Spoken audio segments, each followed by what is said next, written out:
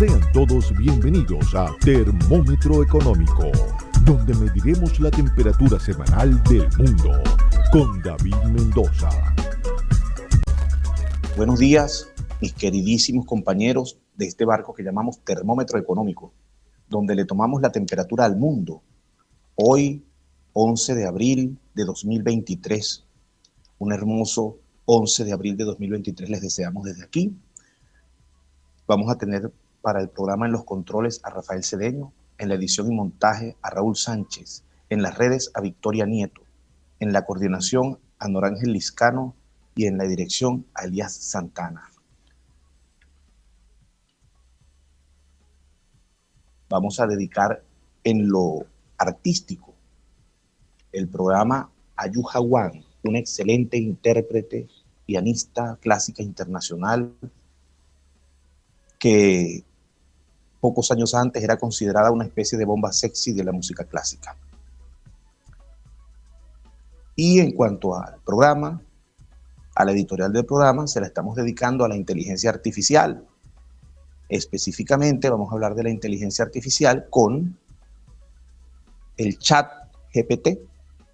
Esta inteligencia artificial, que es una aplicación a la cual todos podemos tener acceso, en Venezuela está bloqueada, así que la podemos tener desde un aplicativo también, un buscador programado que se llama Opera. Y desde Opera podemos acceder entonces al chat GPT, así como podemos acceder también al Nacional, que está bloqueado en Venezuela, o a periódicos como La Patilla, en sus versiones digitales. Gracias a Dios existe Opera porque nos permite tener libertad de información, ejercer nuestro derecho de informarnos, que de alguna forma es cercenado por las políticas del gobierno de estar bloqueando páginas. Sin más, vamos a empezar con nuestra conversación con ChatGPT y la inteligencia artificial, la cual tengo abierta aquí en la computadora, y vamos a poner a la inteligencia artificial a que nos cuente, a que nos diga cuáles son los peligros de la inteligencia artificial. Entonces vamos a escribirle cuáles son los peligros que la humanidad enfrenta en mayor grado. Vamos a ver qué peligros nos enuncia la inteligencia artificial ChatGPT. Vamos que está cargando. Mientras está cargando, nosotros podemos ir avanzando en cuanto al tema de la inteligencia artificial se refiere. Es un tema que está siendo muy polémico. Hay bastantes personas, entre intelectuales, programadores y personas ligadas a la inteligencia artificial, a su desarrollo, así como políticos y otras personalidades científicas, diciendo que la inteligencia artificial se está saliendo de control y que deben posponerla. Hay una carta que firmó inclusive Elon Musk, entre otros muchos. De tal manera que la inteligencia artificial ya está en su versión ChatGPT 4, esta versión de este chat, pero hay programas que también hacen dibujos, hacen diferentes actividades. Vamos a explorar nosotros el ChatGPT en vivo aquí en el programa, por supuesto entendiendo los problemas siempre de conexión que hay.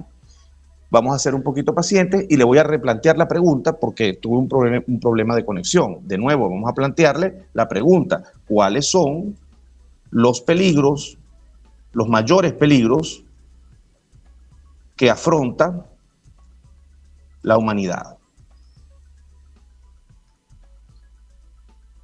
Ella está en este momento pensando, porque les repito que tengo problemas de conexión. Hay que ser bastante pacientes ahora para que ella pueda irnos respondiendo. De tal manera que, mientras ella lo hace, estas personas firmaron esta carta pidiendo que se retardara un poco, que se retrasaran, que no alimentaran durante 6 meses, no entrenaran durante 6 meses las aplicaciones de inteligencia artificial por el peligro que estaba representando para la humanidad en varios campos. En el campo laboral. En el campo laboral hay un gran peligro porque la inteligencia artificial está sustituyendo en esta revolución tecnológica no solamente trabajos físicos, sino que ahora se van a sustituir con la tecnología trabajos que son de naturaleza intelectual.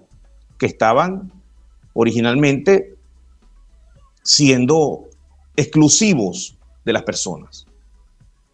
Ahora no es así. Ahora vamos a tener, por ejemplo, gente que se dedicaba a hacer informes o a analizar informes, va a ser despedida de los trabajos. Va a ser despedida porque eso lo va a hacer la inteligencia artificial. Programación. La programación está muy desarrollada hoy día y ahora la inteligencia artificial también puede programar. De hecho, esta herramienta programa. No programa totalmente, pero con las instrucciones claras puede escribir el código de un programa en diferentes lenguajes, este procesador de lenguaje. En segundo lugar, hay grandes preocupaciones por el tema de que la inteligencia artificial está desarrollando actividades propias. Aquí me está dando la respuesta. Voy leyendo la respuesta que me está dando la inteligencia artificial.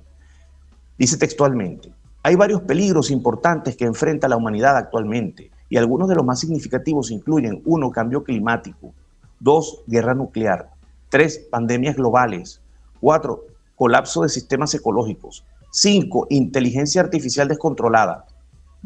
Porque él desarrolla, ¿no? Voy a leer este punto completo.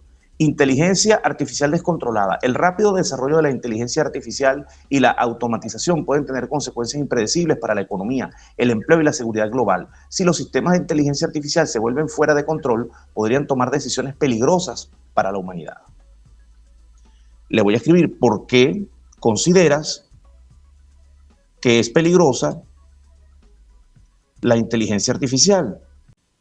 Estas preocupaciones están relacionadas específicamente, como bien lo señala, con el tema del trabajo. Muchas personas, como les estaba diciendo, van a perder sus trabajos producto de la inteligencia artificial. Por otra parte, como lo dice la propia máquina, la propia aplicación, si se sale de control la propia inteligencia artificial,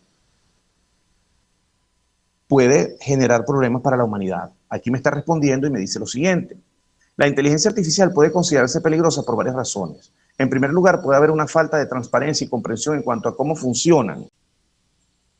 Puede considerarse peligrosa por varias razones. En primer lugar, puede haber una falta de transparencia y comprensión en cuanto a cómo se toman decisiones y se llevan a cabo acciones por parte de los sistemas de IA. Es decir, cómo las IA toman decisiones, porque ellas aprenden y como van aprendiendo van tomando sus propias decisiones. Ya el programa original pierde el control sobre el desarrollo y el camino que toma la inteligencia artificial que se ha programado. Y si tú no comprendes cuál es la lógica de la inteligencia artificial, no la puedes controlar, no le puedes poner los parámetros de limitaciones, de tal manera que la inteligencia artificial se sale de control y los propios programadores luego no saben cuáles son los elementos que está tomando en cuenta esta máquina para dar las respuestas que da. Esto puede llevar a situaciones en las que las decisiones tomadas por las inteligencias artificiales son difíciles de entender o explicar y en las que se producen resultados no deseados o incluso dañinos. Esa es una de las razones. En segundo lugar, hay preocupaciones sobre la posibilidad de que las inteligencias artificiales sean utilizadas con fines malintencionados. La inteligencia artificial puede ser utilizada para crear contenido falso, realizar ataques cibernéticos o controlar sistemas de armamento autónomos, entre otros usos potencialmente peligrosos. La inteligencia artificial puede entrar a un sistema y controlar armas que funcionan de forma autónoma. Esto significa que la inteligencia artificial pudiera bombardearnos, como ocurre en las películas, pudiera tirar todas las bombas atómicas que hay que tengan la naturaleza de autónomas, que no sean analógicas, de tal manera que tenemos un problema grave porque la inteligencia artificial puede hacer esto. Hoy día la inteligencia artificial, en este caso ChatGPT, que es el que yo estoy usando, no está conectado a Internet y tiene información solo hasta 2021. Sin embargo, sigue aprendiendo en la medida en que lo usamos, pero no se puede conectar a Internet y el entrenamiento que recibió, lo recibió solo en base a la información que existía hasta 2021. Los nuevos el ChatGPT 4 que ya salió y que está disponible para uso abierto por la empresa que lo creó, simplemente está conectado a Internet, lo que significa que aprende de forma automática, en tiempo real aprende. No deja de entrenarse porque está conectado a Internet. Ya va a salir ChatGPT 5 y cada vez se espera que salga para diciembre. Este es el ChatGPT 1 y fíjense que me evita tener que buscar por Internet la información y además la analiza por mí. De tal manera que yo no tengo ni que buscar en internet ni tengo que ponerme a analizar la información. Ella la analiza por mí. Seguimos leyendo. Por último, hay preocupaciones éticas y morales sobre el uso de la IA, específicamente en relación con la privacidad, la discriminación y el sesgo algorítmico. Y esto es algo que también hay que tomar en cuenta, el sesgo algorítmico. Voy a dar un ejemplo. De acuerdo a cómo se estructura el algoritmo de la IA, va a tomar en cuenta una información y otra no, y le va a dar más importancia a una información y no a otra. En primer lugar. En segundo lugar, las IA están en este momento funcionando como funciona el positivismo desde el punto de vista investigativo o filosófico. ¿Y qué es el positivismo? El positivismo, voy a decirlo de forma muy gruesa, de forma muy grosera, pero el positivismo en términos generales, en términos gruesos, significa que si algo viene ocurriendo siempre, pues va a seguir ocurriendo. De tal manera que si hay una persona que tiene un comportamiento determinado y lo ha tenido durante un tiempo, es previsible que en la misma situación se genere el mismo comportamiento que ha venido generándose. Esto significa que las IA no predecirán sucesos, lo cual le generará unas acciones en base al positivismo, y las informaciones que le darán a la humanidad están basadas en el positivismo, de tal manera que la posibilidad de un cambio, la posibilidad de apostar por una menor probabilidad de ocurrencia que forma parte de las decisiones humanas, se pierde. Un poco esto está planteado en una película de Will Smith, el actor que le metió la cachetada en pleno premio del Oscar al presentador de espectáculo. Las IA pueden ser utilizadas para recopilar y analizar grandes cantidades de datos sobre individuos, lo que plantea preguntas sobre la privacidad y la seguridad de datos.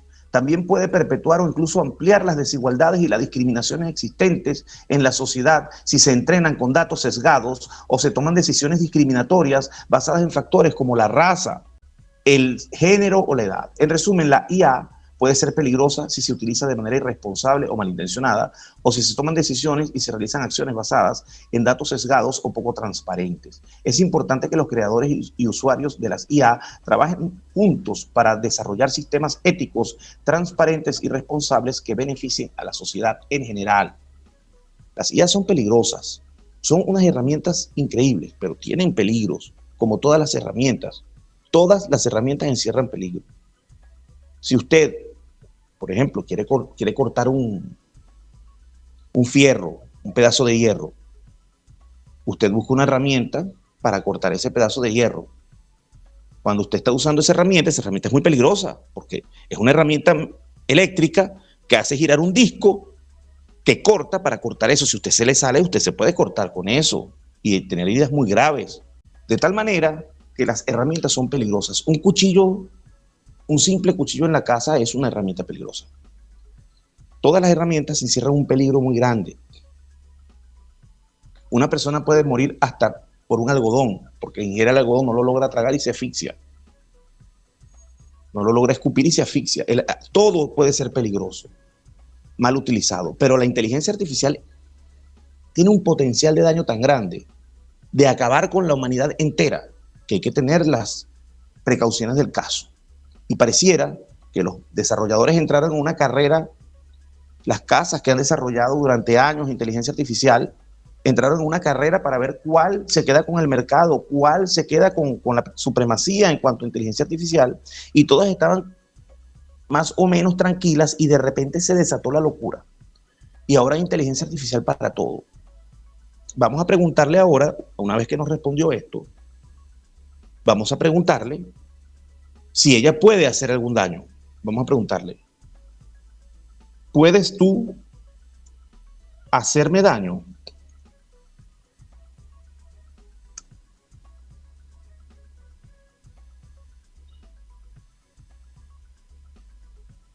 Me está respondiendo, dice, como modelo de lenguaje, no tengo la capacidad de hacer daño ni de actuar físicamente. Soy simplemente un programa informático diseñado para procesar texto y proporcionar respuestas en función de los datos que he sido entrenado para analizar.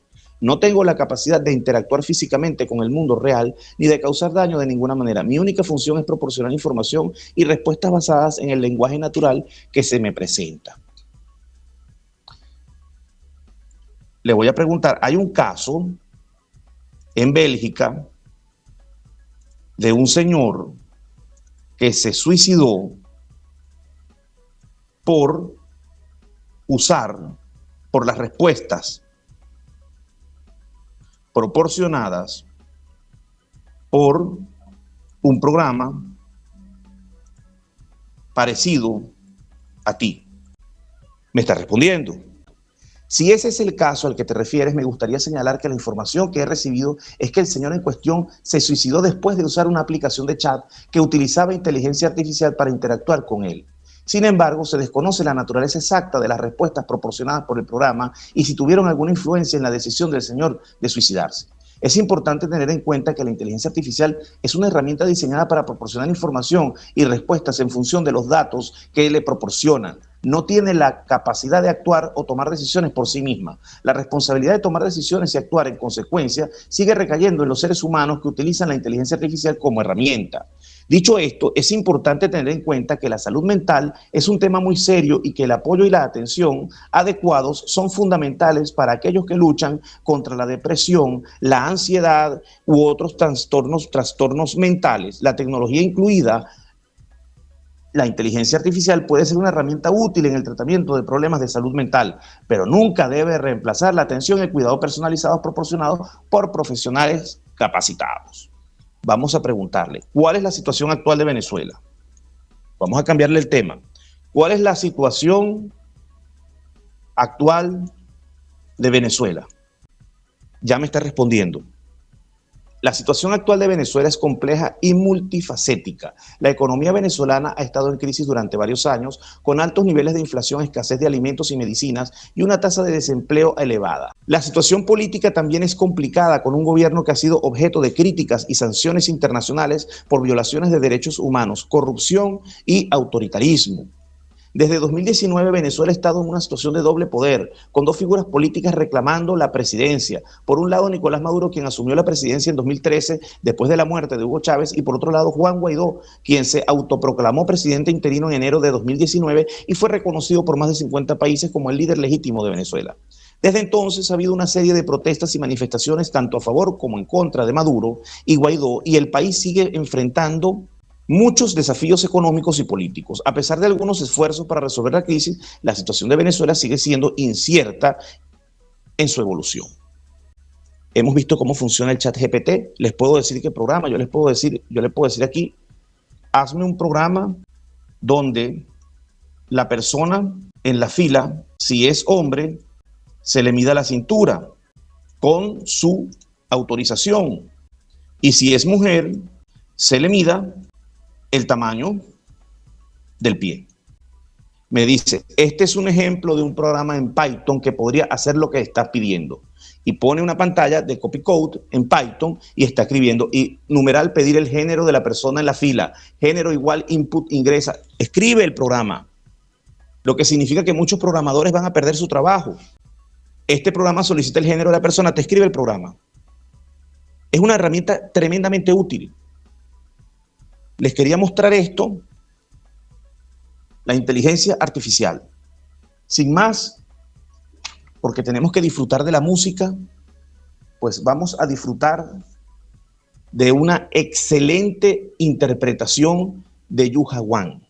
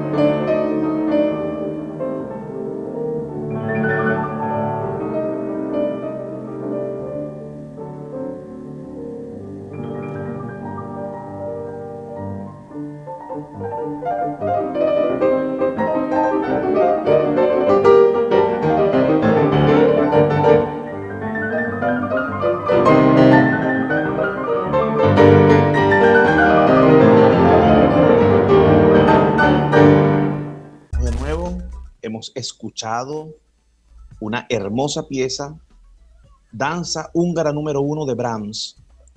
En este caso, nuestra pianista fue acompañada de otra pianista llamada Katia Buniatich-Vili, una gran pianista que acompañó a Yuja Wan. De hecho, Yuja Wan la acompaña a ella, una hermosísima pieza que acabamos de escuchar. Y vamos a hablar un poquito de Yuja Wan. Yuja Wan, adelanto que ha sido muy criticada por algunas personas que están relacionadas con el tema de la música clásica a nivel mundial, algunos críticos, porque solía llevar unos atuendos, una forma de vestirse provocadora. Una muchacha hermosísima, con un cuerpo muy bello, y se ponía unos vestidos muy ajustados, muchas veces muy cortos, muestra unas hermosas piernas, y por supuesto que todo el que estaba en el espectáculo se le quedaba mirando.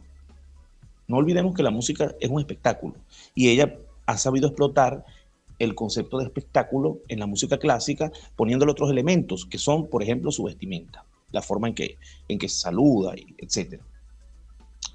Ha sido sumamente criticada, también ha sido alabada porque ha logrado traer a un público joven que había dejado de ir a los teatros para escuchar música clásica. Ella ha logrado, a través de su espectáculo, a través de las variaciones que hace sobre lo que está tocando, sobre las obras que está en su repertorio tocando, ha logrado con ese trabajo atraer público joven y reoxigenar la música clásica en el mundo. Ha tocado con artistas increíbles. Por supuesto, tocó con Dudamel.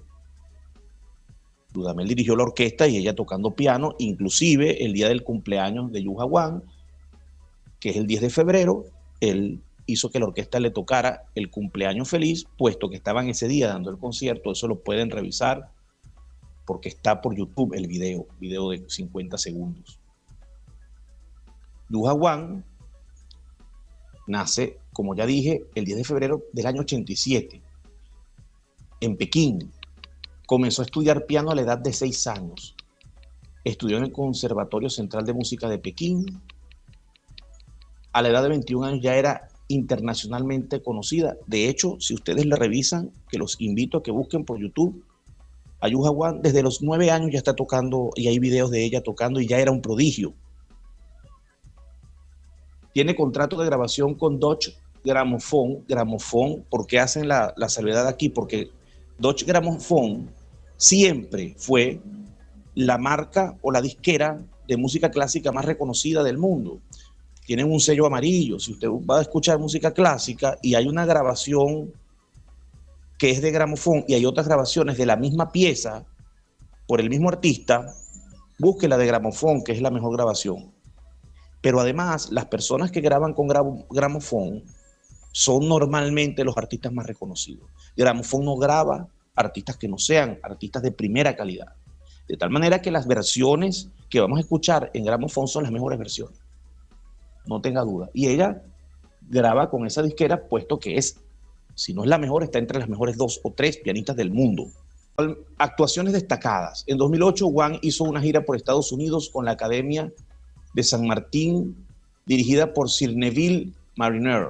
En el 2009 tocó como solista con la Orquesta Sinfónica YouTube, dirigida por Michael Tilson Thomas, en el Carnegie Hall. Tocó con la Lucien Festival Orquesta, dirigida por Claudio Abbado, en Beijing, con la Royal Philharmonic Orquesta en España, y en Londres con la Hong Kong Philharmonic. Grabó un concierto para piano de Mendelssohn. Es una carrera gigantesca. Es una carrera gigantesca. Repito, tiene sonatas y estudios, tiene transformación. Rachmaninoff, que es uno de los autores más difíciles de interpretar, interpreta a Brahms, tiene conciertos de piano, toca a Ravel. Es una verdadera genio musical esta muchacha, es increíble. Yo la recomiendo porque la disfruto mucho. No voy a seguir leyendo algo que ustedes pueden buscar, simplemente les recomiendo que escuchen a Yuja Wan, van a tener una experiencia tremenda. Hay unas piezas que ella les hace, como ya les dije, variaciones en su interpretación. A uno de los artistas los cuales ella gusta variar es a Mozart. Y vamos a presentar nuestra siguiente pieza, que es de Mozart, y en la cual ella genera unas variaciones, y es la marcha turca, y la vamos a escuchar con variaciones de Yuja Wan. Escuchen este prodigio musical.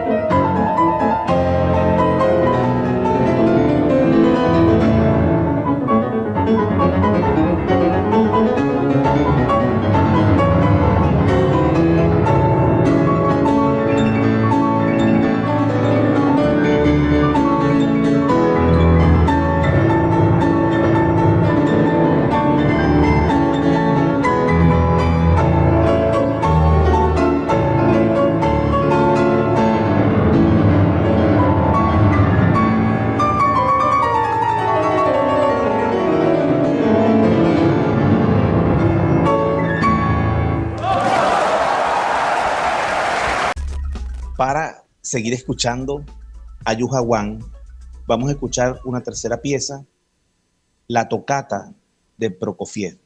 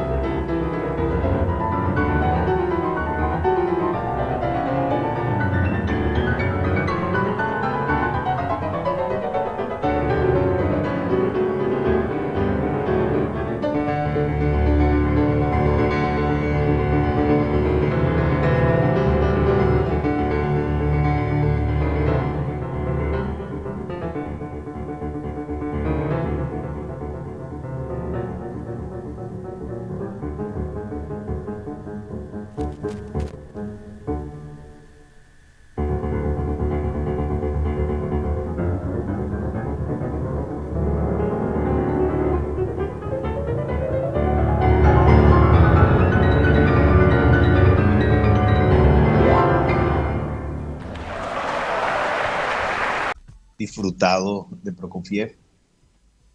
Yo digo que él es el precursor de la música electrónica. Estoy seguro de que es así. De hecho, tiene un familiar amigo de Yuja Wang que es disc-jockey. Es decir, genera música electrónica, es compositor de música electrónica. Es increíble el talento de esta mujer. Realmente se disfruta muchísimo. Ahora vamos a tomar un tiempo para tocar unos temas relacionados a las noticias que salen hoy en El Nacional. Periódico que recomiendo siempre. Por cierto que hoy también publicaron un artículo de mi autoría sobre el tema de la inteligencia artificial que vamos a revisar luego, cuando retomemos el tema. Ahora vamos a nuestra primera noticia. Los papeles de PDVSA los papeles de PDVSA surgen pruebas de cómo Hugo Chávez acumuló su enorme fortuna. Documentos de PDVSA evidencian que en la cuenta cifrada de un banco offshore en Madeira y una empresa en Panamá se le depositaron a Hugo Chávez miles de millones de dólares de PDVSA por un interpuesto familiar, Asdrúbal Chávez. Son los primeros resultados de las investigaciones de un grupo de profesionales venezolanos residenciados en diferentes países del mundo que, en acciones coordinadas, siguen la pista de la administración corrupta del gobierno bolivariano. Y esta nota está redactada por Orlando Ochoa Terán. Entre lo que dice que hay un Hugo Chávez antes del golpe de Estado y un Hugo Chávez después del golpe de Estado. ¿Por qué lo estoy mencionando y por qué se publica ese artículo hoy? Porque hoy es 11 de abril, el día donde Hugo Chávez fue derrocado para luego ser repuesto en el gobierno, liberado por el general Baduel y repuesto en el gobierno en el día abril 13 del año 2002. Eso también lo estamos recordando hoy. Hay un Hugo Chávez luego del hecho del 11 al 13. Un Hugo Chávez antes y un Hugo Chávez después. El Hugo Chávez de antes quizá no tenía las mismas ideas que el Hugo Chávez de después. Lo que dice el artículo es que el Hugo Chávez que vino después de ese golpe de Estado fue un Hugo Chávez muy resentido, con un estado casi postraumático y que se dedicó de la forma más banal, llana posible a hacer dinero a través de PDVSA. Y que el encargado de hacerlo millonario o multimillonario era el señor que ahora parece que no quebró un plato y que está siendo resguardado en Italia, el señor Ramírez. De tal manera que lo que estamos viendo ahora en PDVSA no es nuevo, solo que ahora se salió de las manos, pero no es nuevo. No es posible que lo que está ocurriendo en PDVSA, en mi opinión, sea del desconocimiento o haya sido del desconocimiento del actual presidente de la República, Nicolás Maduro. No es posible. Y de eso, precisamente, es que se trata el artículo que les menciono. Hoy es publicado en el diario El Nacional y que está relacionado con lo que venimos hablando, con lo que venimos conversando sobre el 11 de abril, pero también sobre la inteligencia artificial, porque la inteligencia artificial tiene sus capacidades innegables y nos ayuda en nuestras tareas. Y este ejercicio que yo hice con ustedes hoy es un ejercicio que yo vengo haciendo y se llama mis tertulias con el chat GPT. Según la inteligencia artificial, dice el artículo, es poco probable que Maduro no tenga responsabilidad en la olla de PDVSA. Inclusive se acompaña con una de las imágenes que tomé sobre la conversación, donde el programa dice, en resumen, es poco probable que se haya extraviado una cantidad tan grande de dinero en PDVSA sin que haya responsabilidad del gobierno del presidente Maduro en particular.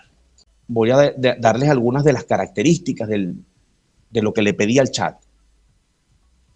En estas tertulias le hice algunas preguntas sobre la situación venezolana y de Maduro. Aclaro que el chat trae unas limitantes. Dice Cuando usted va a usar el chat, él dice que las respuestas pueden ser erróneas, que puede tener sesgo y que puede retardar la respuesta y que tiene informaciones que solo están limitadas hasta el año 2021, que fue hasta donde lo entrenaron. Lo que no significa que usted no le pueda dar datos nuevos y que él no los pueda analizar, que fue lo que yo hice. Porque uno puede decir, bueno, si tiene información hasta 2021, ¿cómo es que tú le preguntas sobre lo que está pasando en PDVSA ahora, que es el 2023? Porque él puede analizar la información que uno le da y tomar en cuenta los datos del pasado para analizarla. ¿Cuáles fueron las condiciones del ejercicio? 1, las preguntas las basé en respuestas en la mayoría de los casos. Es decir, en sus respuestas. Ella me daba una respuesta y yo sobre la respuesta que me daba le hacía la pregunta. En segundo lugar, el sistema está entrenado con información hasta el año 2021. Versiones como GPT-4 son pagas y se conectan a Internet, lo cual significa que se actualizan en tiempo real. 3, la pregunta sobre PDVSA se realizó así. ¿Es sensato pensar que en PDVSA, la principal y casi la única fuente de ingresos de Venezuela, el presidente de la empresa y su equipo de trabajo extravían más de 30.000 millones de dólares americanos y que Maduro en realidad no tenga conocimiento de la situación por más de 2 años? Dada la dependencia del país y sus antecedentes y rasgos. 4, cuarta condición, existe advertencia de que puede generar respuestas falsas o erradas del sistema, como les decía. 5, le solicité que realizara un algoritmo con los pasos que se deben seguir para salir de la crisis actual del país con 3 variables libres. Lo realizó con la aclaratoria de que es difícil lograr plenamente el algoritmo sin condiciones democráticas sólidas. Algunos de los pasos del algoritmo podrán implementarse de manera limitada, respondió. Es decir, hizo un modelo para que Venezuela salga de la crisis, pero dice que depende del modelo de que hayan condiciones democráticas sólidas. En otras palabras, es necesario para salir de la crisis salir del gobierno de Maduro. Tan sencillo como eso. ¿Usted quiere vivir bien? Vote contra Maduro en 2024. ¿Usted quiere volver a ser feliz? Vote contra Maduro en 2024. ¿Usted quiere poder ir al mercado y que el sueldo le alcance? Vote contra Maduro en 2024. ¿Usted desea que los venezolanos que están fuera de Venezuela, sus amigos, sus familiares, la exnovia, su novio que se fue y más nunca la llamó, ustedes quieren que vuelvan? Voten contra Maduro en el diciembre de 2024. Es tan sencillo como eso. ¿Queremos rescatar a Venezuela? Votemos contra Maduro en 2024 y desde ahora este programa asumirá como eslogan: si queremos vivir mejor, votemos contra Maduro. Al menos se me ocurre así, ya veré cómo lo mejoro para el próximo programa. Lo siguiente, le solicité que realizara, 6, el texto que redactó recoge las ideas generales, pero considero que dejó algunos elementos de relativa importancia fuera por la limitación del número de palabras, porque yo le dije que me lo escribiría con 2.550 páginas, todas las respuestas que me había dado en la conversación que tuvimos, que me hiciera un artículo de prensa. Yo le dije, mira, ChatGPT, hazme un artículo de prensa con todas las respuestas que me has dado, de modo de yo publicarlo sin tener que escribir yo el artículo. Y me lo redactó, y fue lo que se publicó. 7, señaló como rasgos principales del gobierno de Maduro en orden: 1, continuación del modelo político y económico de Hugo Chávez. 2, profunda crisis económica con hiperinflación, escasez de alimentos y medicinas, emigración masiva de venezolanos. 3, represión política a la oposición, limitación de la libertad de prensa, detenciones arbitrarias y torturas. 4, elecciones presidenciales de 2018 cuestionadas por la comunidad internacional. 5, dependencia del petróleo. 6, corrupción con acusaciones internacionales. 7, aumento de la dependencia del Estado por parte de la sociedad producto del control económico y social. 8, crisis migratoria por migración masiva de venezolanos. 9, aislamiento internacional. 8 de las condiciones sobre si existe evidencia de que un gobernante con 2 malos gobiernos de manera consecutiva pueda tener un buen tercer gobierno, respondió, entre otras cosas, que no se podía reducir a una fórmula matemática. Sin embargo, señaló que si el gobernante había tenido 2 malos gobiernos, quizá era esperable un tercer mal gobierno. ¿Usted quiere vivir bien? Vote en diciembre de 2024 contra Maduro. A continuación, el artículo redactado por ChatGPT recogiendo sus propias respuestas. No voy a leer el artículo, los invito a que lo lean. Voy a leer, sí, algunas frases sueltas para darles una idea de lo que esta herramienta poderosísima hace. No obstante, cabe resaltar que una de las mayores preocupaciones para el futuro de Venezuela es la próxima elección presidencial en 2024 y la posibilidad de que Maduro se aferre al poder y no entregue pacíficamente el cargo en caso de una derrota electoral, que es lo más seguro, porque Maduro ya quedó como figura política detrás de la ambulancia. La historia de los procesos electorales en el país, dice la máquina, junto con los antecedentes y rasgos distintivos del actual gobierno, justifican la preocupación. Después le dije, porque ustedes saben que estamos promoviendo la caricatura Super Mostacho, y le preguntamos que caracterizara, le pedimos que caracterizara un villano basado en los rasgos del gobierno de Maduro, a lo cual respondió: finalmente, en cuanto a la caracterización del villano basada en los rasgos distintivos del gobierno de Maduro, podemos imaginarnos a una figura que desprecia la democracia y la transparencia, busca mantenerse en el poder a cualquier costo y no duda en usar la violencia y la represión para silenciar a la oposición y a quienes se le oponen. Además, es una figura que ha sido señalada por su participación en actividades ilícitas como, no lo voy a decir aquí, de hecho lo taché en el artículo porque me pareció demasiado elevado de tono lo que me respondió, y la corrupción, lo que ha afectado significativamente la economía y el bienestar de los venezolanos. Después aclara, porque yo le pedí una caracterización imaginaria, y entonces ella aclara: es importante tener en cuenta que esta caracterización es imaginaria y no representa una opinión personal, sino una respuesta basada en los rasgos distintivos y los hechos que se han dado durante el gobierno de Maduro. Y hace una recomendación: al evaluar a cualquier gobernante en el futuro, es importante tener en cuenta estos rasgos y tomar medidas para evitar que este tipo de comportamientos se repitan. Fin del artículo. Les invito a leerlo, está en el Nacional, lo van a disfrutar, se los prometo. Vamos a escuchar de nuevo al prodigio, porque así es una intérprete prodigiosa, Ayuja Wang, y la vamos a escuchar tocando el preludio en sol menor, opus 23, número 5, de Rachmaninoff.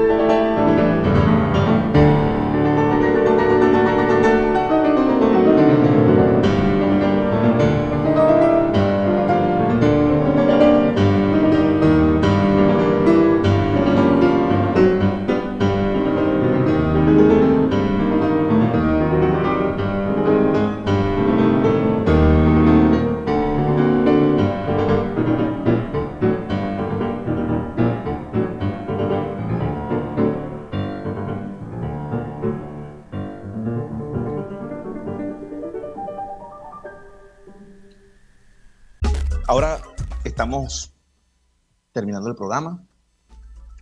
Voy a hacer un comentario muy breve, pero muy importante. Así que oído al tambor. Por allí hay una comidilla de por qué el gobierno ahora sí persigue a los vagabundos que estaban en PDVSA y antes no, que es una lucha de una mafia interna, etc. Yo no me voy a meter en esa discusión de fondo. Sí voy a decir algo. Voy a decir algo que considero de suma importancia. Aunque el gobierno salga de bocón a decir que no están en las negociaciones, están en las negociaciones con Estados Unidos. Y Chevron es un aliado en este momento para el petróleo venezolano. Es una relación pragmática. Estados Unidos necesita que el petróleo venezolano entre al mercado y Venezuela necesita vender ese petróleo para que ingrese dinero. Por otra parte, Maduro no tiene dinero ni siquiera para hacer campaña política, una eventual campaña política que necesita empezar desde ya para que en 2024 ver si se recupera o eligen otro candidato dentro del chavismo. Sea cual sea la decisión que tomen, necesitan el dinero. No tiene cómo pagarle a los militares. O sea, ya es gravísimo. Un gobierno que no tiene cómo pagarle a los militares tiembla. No tiene cómo pagarle a los maestros, a los empleados públicos, pero sobre todo a los militares. De tal manera que necesita buscar dinero como sea. Pero además, si usted es un representante de Chevron, usted no va a invertir en el petróleo venezolano para que se lo coja la pila de bandidos que estaban allí. Y mi hipótesis es que la empresa Chevron y los representantes del gobierno de Estados Unidos ofrecieron una serie de apoyos para que el petróleo venezolano pueda ser vendido siempre y cuando limpiaran la casa, siempre y cuando ordenaran la casa, porque con esos malandros allí usted no iba a invertir medio. De tal manera que a Maduro no le quedó otro remedio que sacar a los malandros de allí. Malandros que han estado siempre, unos primero y otros después. Mafias que sustituyen mafias, pero parece que le pidieron que sustituyera a los malandros y que limpiara la casa. Creo que sustituyó un malandro quizá por una persona que aparentemente tampoco creo que vaya a ser de los más honestos del mundo, pero creo que por lo menos desmontó la mafia para que vengan esas ayudas y esas inversiones en el petróleo venezolano que se necesita para aumentar la producción. Dicho lo dicho, y sin meterme en todo lo demás, pudiéramos hablar aquí por horas sobre ese tema en particular y las muñequitas de la mafia y todo esto. Dicho eso, voy a leer las efemérides rápidamente, porque hoy es un día en el cual, por ejemplo, Páez asume el gobierno luego de la caída de la Gran Colombia, un 11 de abril. Eso no es una cosa para pasar debajo de la mesa, en 1831. No es para la historia de Venezuela la caída de Hugo Chávez y su reposición en 2002, el 13 de abril, no es una fecha histórica importante. Importante es que José Antonio Páez asumió la presidencia de Venezuela con la caída de la Gran Colombia. Por otra parte, el día de hoy, en las efemérides, España cede a Puerto Rico, se lo entrega a Estados Unidos. 1899. 1905, Albert Einstein publica su teoría de la relatividad. 1919, la Sociedad de las Naciones, que es lo que existía, no existían las Naciones Unidas, crea la OIT, y luego Singapur se independiza del Reino Unido en 1957. Por otra parte, nace en 1755 James Parkinson, que es el que descubre la enfermedad del temblor y la parálisis, que luego se llama enfermedad de Parkinson, y hoy es el día que se conmemora el Parkinson, enfermedad que han sufrido, por ejemplo, George Bush padre, Ozzy Osbourne, Michael J. Fox, el actor Robin Williams, y hoy también murió Confucio. Con respecto al Parkinson, lo sufre el 1.6% de la población mayor de 65 años, y tiene una incidencia de 18 por cada 100.000 habitantes. El vuelo del abejorro, de Korsakov, interpretado por Yuja Wang.